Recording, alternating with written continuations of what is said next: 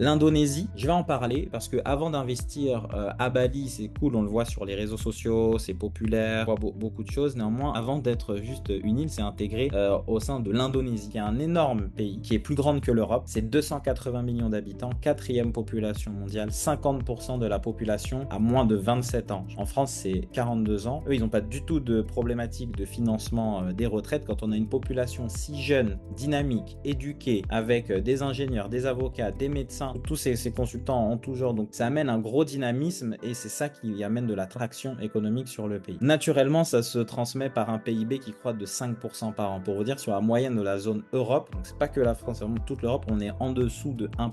C'est-à-dire que l'Indonésie, vous êtes juste dans la moyenne, votre investissement croît de 5% par an quand vous investissez dans un pays comme l'Indonésie. Et dernière data, mais qui est intéressante, c'est que c'est la quatrième puissance mondiale projetée par Goldman Sachs. Goldman Sachs, c'est une grosse société américaine très sérieuse, et du coup, dans cette étude, en 2050, elle est projetée quatrième après la Chine, l'Inde et les États-Unis. Là où dans le top 10, il n'y a aucun pays européen. Si aujourd'hui, vous avez 100% de notre argent qui est en zone Europe et qu'on a plutôt une décroissance qu'une croissance, là où on a d'autres marchés émergents comme l'Asie et notamment l'Indonésie qui porte l'Asie du Sud-Est vers le haut, il est important d'avoir cette vision-là dans le monde, sur un horizon 5, 10, 15 ans, de ne pas avoir tout au même endroit.